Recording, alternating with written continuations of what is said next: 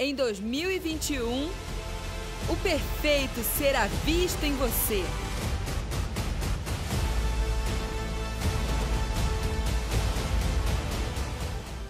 Abre comigo sua Bíblia em Lucas, capítulo 15, versículo 11. Todos vocês, a grande maioria, conhecem muito bem a parábola do filho perdido, o filho pródigo. Diz assim: e Jesus continuou: um homem tinha 2 filhos. O mais novo reivindicou do seu pai: pai, dá-me a parte da herança a que tenho direito. E consentindo, o pai repartiu sua propriedade entre eles. Não se passou muito tempo, e o filho mais novo reuniu tudo o que tinha, partindo para terras distantes, e lá esbanjou todos os seus bens, vivendo de forma irresponsável. Coincidentemente, após haver gastado tudo o que possuía, abateu-se sobre toda aquela região uma grande fome, e ele começou a passar muita necessidade. Por esse motivo, foi empregar-se com um dos cidadãos daquela região, que o mandou para o campo, a fim de cuidar dos porcos. Ali chegou a ter vontade de encher o estômago com as vagens de alfarrobeira, com as quais os porcos eram alimentados. No entanto, ninguém lhe dava absolutamente nada. Foi quando, caindo em si, falou consigo mesmo: quantos empregados do meu pai têm comida com fartura, e eu aqui morrendo de fome? Levantar-me-ei, tomarei o caminho de volta para meu pai, e ao chegar-lhe confessarei: pai, pequei contra o céu e contra ti. E aí, no versículo 22, entretanto o pai ordenou aos seus servos: trazei depressa a melhor roupa, vestiu com distinção, pondo-lhe o anel de autoridade e as sandálias de filho. Versículo 24: porquanto este meu filho estava morto e voltou à vida, estava perdido e foi encontrado, e recomeçaram a celebrar o seu regresso. Muito conhecido, né? Eu vou ser bem objetivo e pontual naquilo que o Espírito Santo quer ministrar e nos pontos que vão embasar, fundamentar o bate-papo que nós vamos ter depois. No versículo 16, eu li o 16, né? Diz que ele chegou a ter vontade de encher o estômago com as vagens, né? Que os porcos comiam, mas ninguém dava nada. Rafael, fica parado aqui com essa câmera, Rafael. Tira essa foto, Rafael, e vaza. Ai, que engraçado. Rafael. Ai, aqui eu não sei se eu prego ou se eu arrumo o cabelo para a foto do Rafael. Tô brincando. Só para fazer graça, eu nem ligo. Mas nós conhecemos essa parábola. Tinha 2 filhos, né? Porque o pai era um senhor, fazendeiro, dono de terras. E um falou assim: pai, divide a herança. E o pai falou: divido. E ele deu realmente a parte, né? Às vezes a gente acha que ele deu só a parte do filho que foi embora. Não, ele dividiu e deu metade para cada um. Um escolheu ficar, mesmo possuindo a herança e podendo fazer o que quiser da herança, ele falou: vou permanecer na casa do pai. O outro já tinha segundas intenções, tinha pedido a parte da herança para dividir, porque ele queria pegar dele e, como eu falei para o Rafael, vazar.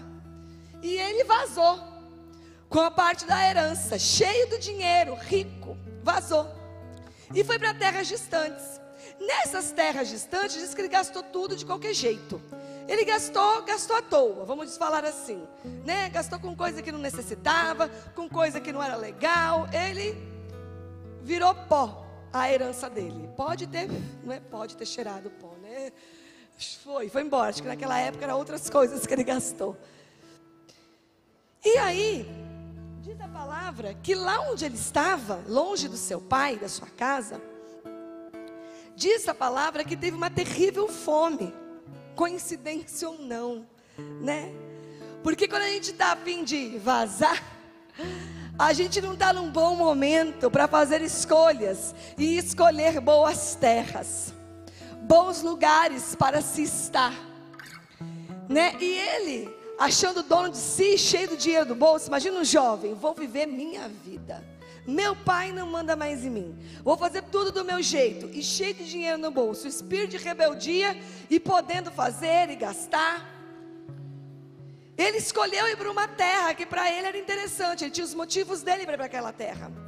Só que sem um conselho de um pai, sem a direção de um pai, sem a orientação do pai, ele foi para uma terra que estava prestes a ser assolada por fome. Ele não soube discernir para onde ir, ele não soube o que fazer com a liberdade que lhe foi dada. Ele não soube o que fazer com a herança, com tudo aquilo que foi lhe entregue. Ele não estava mais debaixo das orientações e do cuidado de um pai. E diz que ele pedia para comer a comida dos porcos. Gente, comida dos porcos é a coisa mais nojenta que tem. Eu sou da roça, né? Meu pai tinha porco, minha mãe. E ele pedia para comer a comida do porco. Porco come qualquer coisa, por isso que é porco, né? Quando a coisa é suja a gente fala porco, porque porco come lixo. Comida podre, porco come. E aí ele pedia para comer o resto das comidas dos porcos, e nem isso lhe davam. E eu quero começar daqui. Ele pedia alimento, que fosse o resto dos porcos, mas ele não tinha. Quando nós estamos longe da casa do Pai, a gente busca alimento, porque a gente sempre vai ter fome. A gente sempre vai ter sede. E a gente sempre vai estar em busca de algo para nos alimentar. E ele, fora da casa do pai, qualquer coisa lhe servia. Fora do lugar dele de filho, na presença do pai, qualquer coisa servia para alimentar. E não é diferente com as nossas vidas. Se distante estivermos, mesmo se dentro da igreja, da casa do pai, da presença do pai, qualquer coisa é suficiente para nos alimentar. A gente aceita qualquer coisa, qualquer conversa, né? Que muitas vezes pode até ter um momento de consolo, por um momento pode ser um aparente acolhimento. Encontrei alguém, um amigo, uma amiga que me entende, né? Pode ter naquele momento aquela aparência de que me ajudou, me entendeu, me ouviu, me deu até conselho, né? Pode ter até, aparentemente, parecer que está te alimentando, mas não deixa de ser, não passa de comida de porcos. Por que comida de porcos? Um alimento que não serve para a sua alimentação, e um alimento que não é suficiente para te sustentar. Porque quando a dor veio, quando a fome veio, quando a saudade veio, quando as dificuldades vieram, o alimento que ele recebeu naquelas terras não foram suficientes para sustentá-lo. Barriga cheia não é sinônimo de sustento. Ter um acalento, ter alguém que fala o que nós queremos ouvir, ter um amigo da internet, um amigo da escola, um relacionamento de namoro, o que que seja, que nos é agradável e que alimenta as nossas emoções, não está relacionado, não quer dizer que aquilo é suficiente para me sustentar, para te sustentar nos dias difíceis. Comida de porco não me sustenta, só me enche minha barriga, mas não tem nutriente nenhum, não me deixa saudável. E esse rapaz pedia até o resto da comida de porco, mas ele não foi naquele lugar sustentado, porque fora da presença do Pai, nós encontramos coisas que até preenchem alguns vazios, mas não nos sustentam.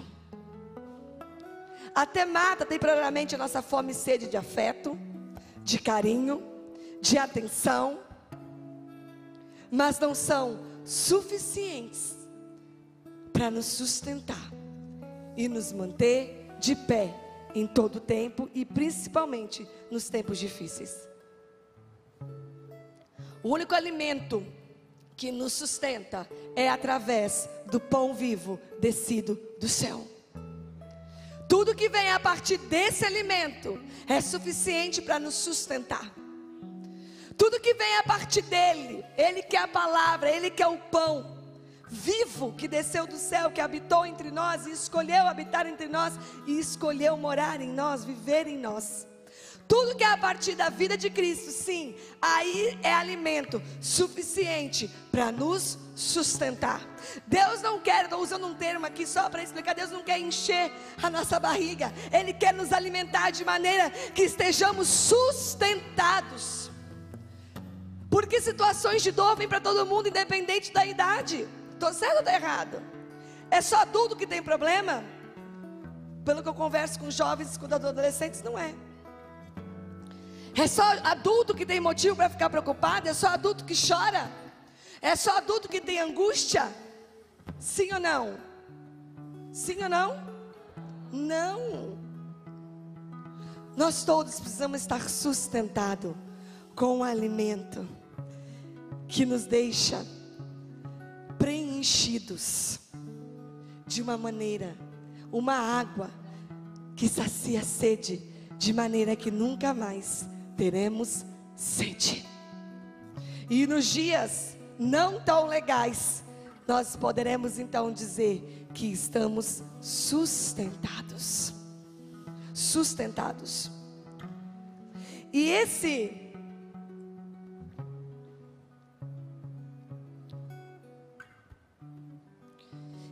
é o lugar em Cristo e no seu corpo que flui esse alimento que pode te sustentar. Não tem outro lugar. Só na vida que emana, a vida de Cristo que emana do corpo, que tem água para você beber e comida para você comer, que podem te sustentar em todo tempo. E no versículo 18, ele tem, depois da situação difícil, eu estou resumindo a história, ele cai em si, ele pensa assim, peraí, deixa eu pensar. Sabe quando a ficha cai? Ele pensa assim, nem os empregados do meu pai comem tão mal. Nem os empregados do meu pai passam tanta dificuldade. O que eu estou fazendo aqui? Eu vou voltar para a casa do meu pai e vou pedir a ele. Se ele me recebe como um empregado, já estou feliz. Porque nem os empregados do meu pai comem comida de porco, comem comida. E aí ele toma uma decisão, ele diz assim, levantar-me-ei, tomarei o caminho de volta para meu pai, e ao chegar-lhe, confessarei, Pai, pequei contra o céu e contra ti. Vou me levantar. Ele tomou uma decisão, né? Ele se levantou e tomou o caminho de volta. Hoje é um dia de se levantar e tomar caminho de volta. E eu não estou falando porque, estou pregando, eu acho que tem alguém aqui que está desviado, talvez esteja mesmo, com o coração distante de Deus, vivendo dissolutamente, né? Como esse filho.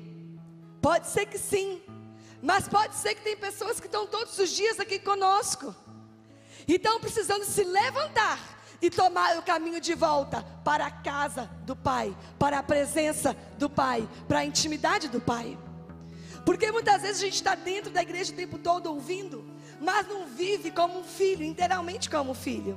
E aí a gente acha que o Pai não conhece nosso coração, que o Pai não tem algo preparado para a nossa vida, que o Pai a gente não conhece, não tem revelação, entendimento do amor pleno do Pai. E aí nós fechamos qualquer negócio, aceitamos qualquer coisa, sonhamos muito pouco ou nem sonhamos, porque estamos na igreja, mas não somos filho. Hoje é dia de se levantar e voltar para casa, no sentido de se levantar e voltar a se posicionar como um filho na casa do Pai. É um dia de recomeço. A pastora Eliana liberou, isso é a Bela não, né? Profetizou um tempo de novo começo a partir de domingo. E eu declaro que essa noite também é um marco de um novo começo na vida de muitos de nós, talvez até de todos que estão aqui, mas precisam se posicionar como filho. E o Pai é tão amoroso, o Pai é tão misericordioso, que Ele mesmo chama de volta para Ele mesmo, chama de volta para si. Ele mesmo. Esse levantar não é eu e você. Eu não escolhi Jesus, Ele me escolheu. Ele me amou. Esse levantar não é algo que você faz na sua razão e no seu entendimento. É o Espírito Santo que de dentro para fora fala com você, testifica no seu espírito, e Ele te levanta, e Ele mesmo te reposiciona.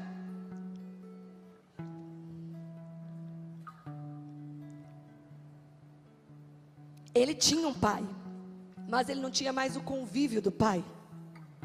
Ele não tinha o pai, mas ele não tinha a presença do pai.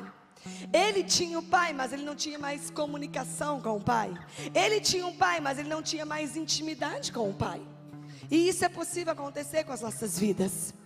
Nós temos um pai e sabemos que somos filhos, mas podemos estar num lugar espiritual, não estou falando de um lugar no mundo físico, um lugar espiritual, onde não temos mais a presença, não que ela tenha nos deixado, nós não sentimos, não temos mais a intimidade, não temos mais a voz, não temos mais os conselhos, não temos mais os diálogos com esse Pai. E é nessa posição que o Espírito Santo quer nos colocar de novo nessa noite, num lugar de filhos, posicionado pelo Pai. Porque esse Pai tem sonhos. Porque esse Pai tem sonhos que nós, de maneira natural, que nós, o nosso entendimento, não podemos nem imaginar, que nós não podemos contemplar. Isso não é coisa que todo pastor, toda pastora crente, todo crente fala, não. O Espírito Santo falou comigo hoje, enquanto eu buscava nele o que ele queria falar ao coração de vocês, que ele tem sonho que os nossos olhos não viram, que os nossos ouvidos não ouviram, que não subiu ao nosso coração. Mas precisa encontrar coração de filhos, a que ele possa revelar e depositar os seus sonhos. Nós cantamos uma música linda hoje, né? Como que ela fala de me incluir nos teus planos? Como que é? Eu não lembro a frase. Vocês lembram?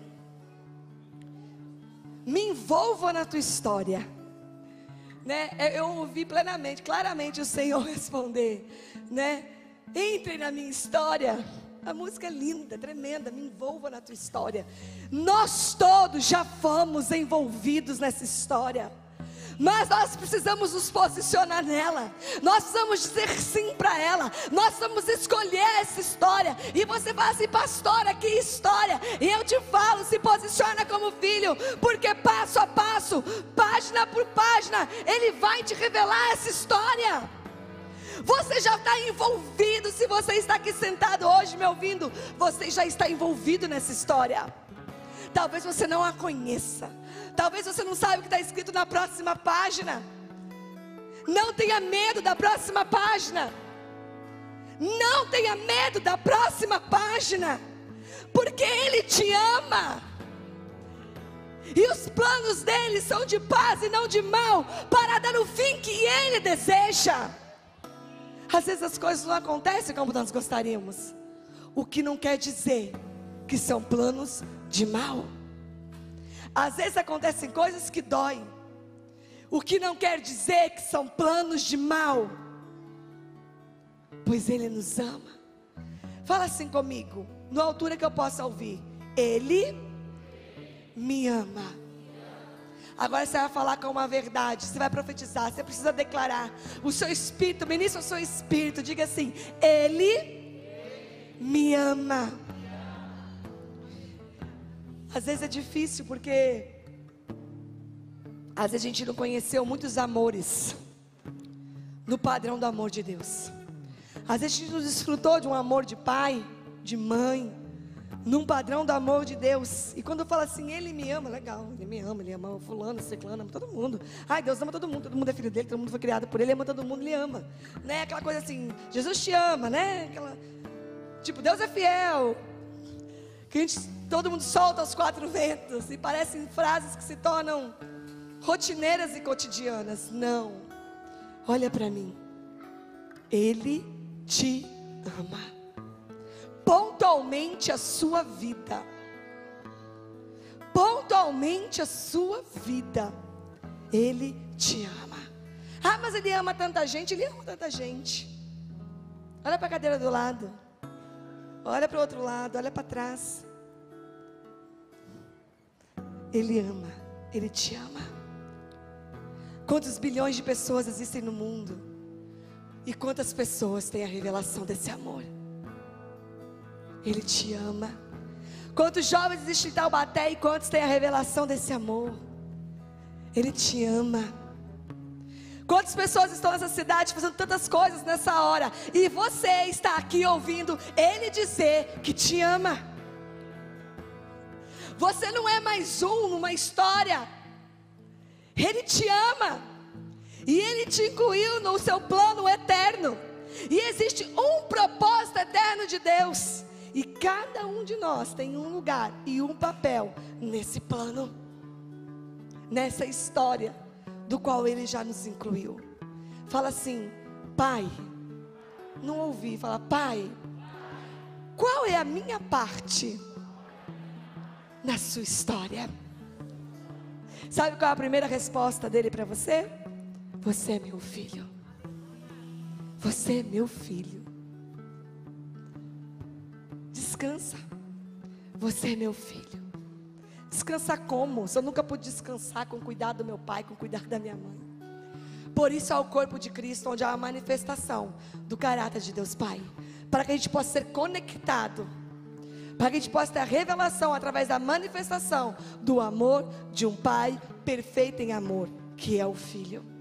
A vida do Filho, o perfeito, que tem que ser visto, que só é revelado no corpo de Cristo. Eu estou dizendo que você está num lugar onde você pode conhecer e desfrutar do amor de Deus, de um amor de Pai que talvez você não provou, que até hoje você não conheceu, mas você está num lugar genuíno, puro, onde brota, onde emana, onde manifesta esse amor, e você pode sim se conectar, se render e receber deste amor.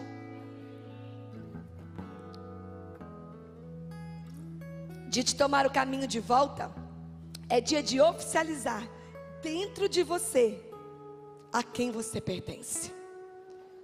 Dia de oficializar dentro de você a quem você pertence. Não é oficializar para mim, não é oficializar para a igreja, é dentro de você a quem você pertence. E na casa do Pai tem posicionamento. Na casa do Pai tem palavra de destino. Na boca do Pai tem palavras de destino. E através do Pai tem revelação de quem nós somos. E Ele fala: então, eu vou voltar e vou confessar tudo. Esse confessar fala de abrir o coração. Eu vou voltar para a casa do Pai e vou falar todas as verdades, tudo que eu fiz, todos os meus erros e todos os meus pecados. E é isso mesmo, é falar: Pai, tenho feito, ou tenho tido vontade de fazer muitas coisas. Tenho tido vontade de chutar tudo. Tenho tido vontade de ter contato com coisas que eu sei que não são agradáveis. A presença do Pai é o lugar de confessar, é o lugar de abrir o coração. E a palavra diz que nós confessamos a Deus para nos sentir, para sermos perdoados, e confessamos aos homens para sermos curados. Sabe por quê? A Carol tem algo guardado na vida dela. Um exemplo, obviamente. Carol tem algo guardado na vida dela, e ela carrega, isso é um peso na vida dela, isso é uma acusação, isso é um jugo. E ela confessa para Deus, ela pede perdão, e daqui a um pouco ela se acusa daquilo de novo, vem pensamento no coração dela de novo, e aí ela pede perdão de novo. Aí no outro dia ela acorda e tal, de repente ela lembra daquilo, ela fala: ai Deus, perdão, eu fiz aquilo, ai meu perdão. E ela fica. Só eu que já passei por isso. Viver atormentado com algo oculto que só você e Deus sabem que você fez, e aquilo não sai da sua cabeça. Por isso a confissão. Porque aí a Carol me chama e conta para mim. E aí eu ouço a Carol e ela ouve da minha boca: Carol, o Senhor te perdoou. E aí eu posso ministrar cura na vida dela, eu posso levá-la na cruz, eu posso ser uma tradução da voz do Senhor e do coração do Pai para a vida dela naquele momento. E aí o Senhor começa a produzir cura. E quando aquilo sai do oculto e vem para a luz, Satanás não pode mais acusá-la. Satanás só pode agir nas trevas. Enquanto alguma coisa está oculta, ele pode acusar, ele pode oprimir, ele pode cobrar e subjugar. Mas quando algo é trazido à luz, ele não tem mais autoridade para tocar aquilo. Agora, eu posso orar pela Carol e falar: Satanás, você não pode mais lançar setas e dardos sobre a vida da Carol. Você não pode mais acusá-la, porque ela trouxe tudo à luz. Amém? Foi isso que ele fez. Eu vou voltar e confessar, eu vou abrir meu coração. Mas você sabe por que é difícil? Essa história de abrir o coração. Posso descer, Rodrigo? Você acompanha? Sabe por que é difícil às vezes essa história de abrir o coração? Porque talvez você, assim como eu, talvez é criado ainda, vive num lar, que se você contar uma coisinha deste tamanho, vai vir cobrança, vai vir acusação. Você fala: eu não posso contar isso para o meu pai e para minha mãe. Quantos jovens eu converso que falam assim: Zé, eu não tenho coragem de contar isso para minha mãe ou para o meu pai. E você ouve o que é tão normal, é uma coisa assim: não foi nenhum pecado, um erro, uma situação, uma dificuldade. Como assim, não tem coragem de contar? Porque não tem um ambiente, né? Não tem um ambiente, um lugar que possa ser ouvido, e possa ser compreendido, recebido, acolhido, cuidado. Sabe que a primeira palavra vai ser de acusação, vai ser de cobrança. Como assim você fez isso? Eu já não te falei. Às vezes até piloto automático de mãe, né? Como assim? E aí como chegar em algum lugar? Aí começou a ter amigos. Aí contou um podre para a melhor amiga, que contou para a escola inteira. Ou para o melhor amigo que contou para a escola inteira e passou a maior vergonha. Mas era o melhor BFF, né? Best Friend Forever, aquela que eu confiava. E contou tudo. Como confiar em alguém? Como confessar? Como abrir o coração? Mas esse filho sabia que a casa do pai era um lugar seguro. E você está na casa do pai, num lugar seguro. Este lugar é um ambiente seguro, onde você pode abrir as mazelas do seu coração, dos seus pensamentos. Você pode ser você mesmo, sem ser acusado, sem ser cobrado. Você não vai sair contando para a igreja inteira, não é isso. Mas você precisa ter uma pessoa, duas, uma de sua confiança, que você se sinta tranquilo, que você se sinta em paz, para ser o lugar que você abre o seu coração. Tem muitas e muitas pessoas neste lugar, ambientes seguros, puros, genuínos, que não vão te acusar, que não vão te cobrar, e vão te tirar da sua vida esse jugo que te impede de ser filho. Como? Porque aí ele fala: não sou digno de nada. Ele chega na casa do pai dele, a primeira coisa que ele fala com o pai dele é: pai, eu não sou digno. Porque o afastamento da presença do pai rouba a dignidade. Em que sentido? Eu não tenho a presença do pai. Quando eu estou longe da presença do pai, eu não me sinto digno de mais nada. Eu não me sinto mais herdeiro. Se tem uma marca que a rejeição produz, e a rejeição às vezes de não ter tido pai, não ter tido mãe, ou às vezes pessoa que tem rejeição mesmo dentro de casa com os pais, mas passou ou passa por rejeição. Uma marca profunda da rejeição é o não se sentir digno. Nada para mim, nada pode ser para mim. Está lá no nosso inconsciente depositado o mecanismo, que se nem direito a pai eu tive, como que alguma coisa é para mim? Se nem minha mãe me quis, como que alguma coisa pode ser para mim? Como que eu posso ser amado? Isso é tudo no inconsciente. Está lá um mecanismo, um dispositivo no seu cérebro, formatadinho para você não acreditar que ninguém te ama, porque você não se sente amado, talvez pelos seus pais. E aí você não se sente digno de nada. E aí você come qualquer bolota de porcos, qualquer pequena demonstração de afeto. Ai, ele me ama. Qualquer pouco que se faça já ganha o seu coração. Não é uma crítica, mas isso está no campo da rejeição, de quem tem uma ferida aberta que precisa ser curado, para que sim, posicionado como filho, você pode ter sua identidade restaurada e revelada nele. E aí você sabe quem é.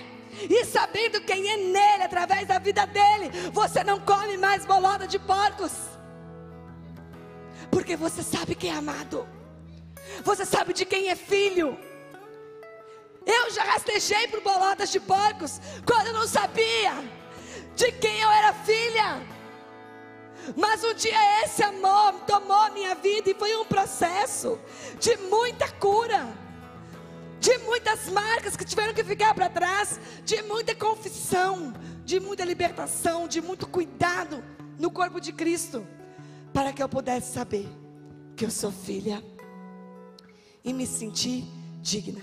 Nós vamos ter um testemunho fortíssimo hoje no bate-papo sobre isso, sobre a consequência da rejeição, de não ter oportunidade de ter tido um pai presente e não se sentir digno. Inferioridade, essa é a palavra que eu queria falar. Inferioridade. Todos meus amigos têm família, menos eu. Todos meus famílias têm, né, meus amigos têm aquela família Cleibon, Doriana, né? Propaganda de margarina, não é do tempo de vocês, né? Vocês nem sabem o que eu estou falando, né? Não sabe, Mel? Propaganda Doriana, não sabe, Mel? Ai, Mel, você me faz sentir tão velha, Mel. Obviamente tem idade para ser sua mãe, né? É aquela propaganda de margarina que tem aquela família perfeita. Todas minhas amigas de escola têm a família, a propaganda Doriana, da família perfeita, que acorda, toma no café da manhã, sorrindo, e cachorrinho que entra, que sai. Eu não sou digno disso. E isso entra no meu coração como algo, com um sentimento de inferioridade. E eu me sinto inferior para tudo. Para tudo eu sou inferior. O outro sempre é melhor, o outro sempre é mais capaz. Eu nem me esforço na escola, porque eu já sei que os outros são melhores alunos do que eu. Eu nem me esforço, eu nem passo pela minha cabeça, nem ouso pensar que o Senhor tem um chamado e um ministério para a minha vida, porque tem muita gente melhor do que eu. Você acha que eu pregar, cantar, tem tanta gente melhor do que eu? É lindo você reconhecer o valor do outro, mas quando há um desequilíbrio, isso de você achar inferior a todos, a tudo, tem aí algo depositado na área da rejeição na sua vida, um mecanismo que já está cauterizado no seu cérebro, que você é inferior. Nós não somos superiores, nem inferiores a ninguém. Nós todos somos filhos. Nele nós todos somos posicionados no mesmo lugar. Tem pessoas que respondem mais a esse amor, pessoas que respondem menos a esse amor. E a cura vem para que nós possamos responder de forma integral e total a esse amor. Eu sei que tem pessoas aqui, muitos até porque eu conheço, e outros porque o Espírito Santo me fala, que não respondem ao amor de Deus da forma que gostaria. Eu sei que você gostaria de responder ao amor de Deus, de ser fervoroso, de falar com Ele, de ouvir a voz dEle, de se render, de se lançar. Eu sei que você gostaria, mas tem algo que te segura. E esse algo que te segura ainda é uma falta de entendimento que você é filho. E como filho, você tem direito a toda a herança do Pai. Não há ninguém superior ou inferior a você. Se trata da sua vida. Não tem nada mais precioso para Deus do que a sua vida. Fala assim comigo, numa altura que eu possa ouvir assim: não tem nada mais precioso para Deus do que a minha vida. Não tem nada mais precioso para Deus do que a minha vida. E eu vou acabar em 2 minutos, porque nós vamos fazer o bate-papo.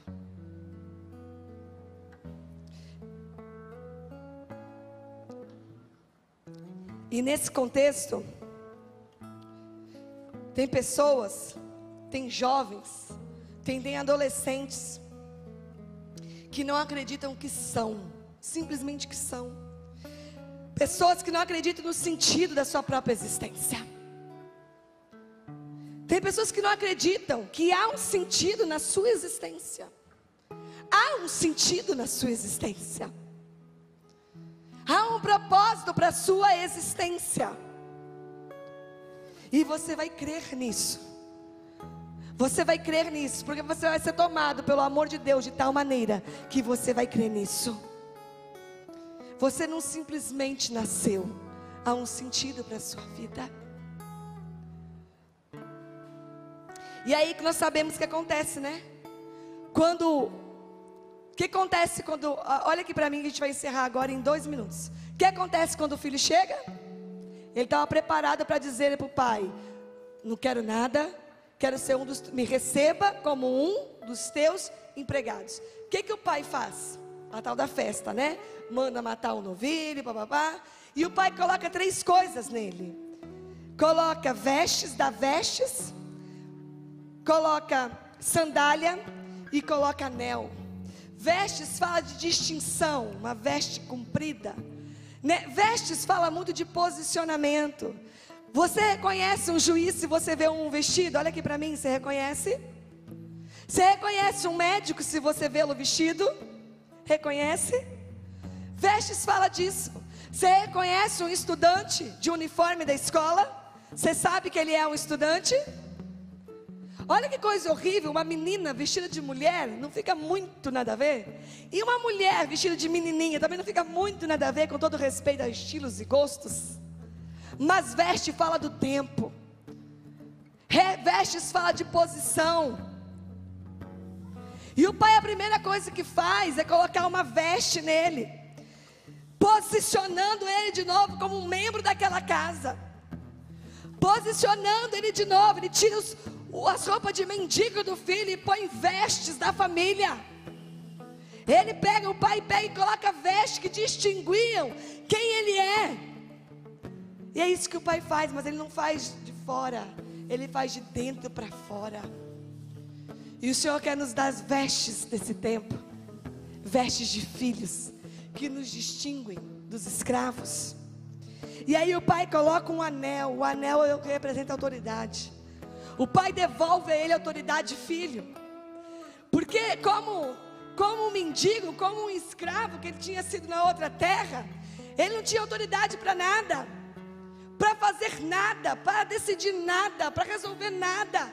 Ele era mandado, ele era escravo, nem comida ele poderia ter. Mas aí o pai vem e coloca o anel e devolve a autoridade. Isso fala de muita coisa. Fala de autoridade no mundo espiritual, para declarar, profetizar, enfim. Mas o pai devolve a autoridade. E por último, o pai calça sandálias nos seus pés. E essa sandália significa que ele era filho. Porque os escravos, os funcionários da fazenda naquela época, eram obrigados a andar descalços. Então os fazendeiros, os donos da fazenda, andavam de sandálias e os seus empregados descalços. Quando o pai manda colocar sandália no pé dele, está falando assim: filho, você não vai ser um dos meus empregados, você é filho. E com aquela sandália, o pai posiciona o filho novamente no seu lugar de filho. Quantos querem sandálias nessa noite? O Senhor quer retomar uma posição de intimidade, de relacionamento, de presença com cada um dos seus filhos. Coloque-se de pé. Eu quero orar. Antes do bate-papo, eu vou pedir para as meninas, não vamos nem cortar a transmissão, começar de novo. Pode colocar as cadeiras aqui, pode arrumar o púlpito, microfone. Eu vou pedir para você fechar os seus olhos. E antes do bate-papo, eu quero orar por você. Não conversa. Tenta não se movimentar, ao menos que você está ajudando. Senão não converse, feche os seus olhos. Eu estou dando um comando. Feche os seus olhos. Porque é algo muito particular de cada um com o Pai. E eu quero agora, nós seremos muito impactados pelos testemunhos que nós vamos ouvir. Mas eu quero agora com o Espírito Santo, eu peço ao Espírito Santo, que de maneira particular, comece a colocar vestes, anel e sandálias no seu coração. De dentro para fora. E começam a trabalhar a sua vida. Não é como eu disse, como foi na minha vida, não é do dia para a noite. É um processo, é um tempo, é um posicionamento. Mas você precisa dizer um sim para Ele. Você fala: Pai, nessa noite eu digo sim ao Senhor. Eu quero me sentir filha. Eu quero me sentir filho. Eu quero, em nome de Jesus, eu quero, Pai, confesse como aquele pai: eu estou assim, eu estou frio, eu estou distante. Eu acho que o Senhor não se interessa pela minha vida. Eu acho que o Senhor pouco se preocupa comigo. Eu acho até que o Senhor se esqueceu de mim. Eu pouco acho que sou digno. E essa tal de inferioridade que a pastora falou, parece que ela retratou o meu coração. Mas eu sei que o Senhor tem uma história. Eu sei que o Senhor tem um plano. E eu quero me sentir incluído nele. Porque nós já somos, precisamos nos sentir. Eu quero me sentir incluído nos teus planos. Fala, feche seus olhos e fala: você e o Espírito Santo, eu quero me sentir incluído nos teus planos. E eu vou orar por você. Senhor, em nome de Jesus, eu coloco cada jovem aqui diante do Senhor, cada vida que me escuta. Eu peço, Espírito Santo de Deus, para que possam sentir envolvidos na sua história, envolvidos nos teus planos, pertencentes a um projeto, pertencentes a uma história, pertencentes à tua obra. Filhos que não negociam, filhos que não aceitam mais bolotas de porcos. Filhos que têm a sua dignidade, a sua posição reestabelecida de filhos em Cristo, para que possam se ver e se conhecer quem são nele. Pai, em nome de Jesus, eu desato o destravar de sonhos. Sonhos que não têm a ver com escravos, mas sonho de quem é livre. Eu desato os corações, eu desato a mentes, para que possam sonhar na medida que o Pai sonha para cada um. Em nome de Jesus, eu desato o direito de sonhar, para que se sintam dignos dos teus sonhos, dignos dos teus planos. Em nome de Jesus. Em nome de Jesus. Em 2021, o perfeito será visto em você.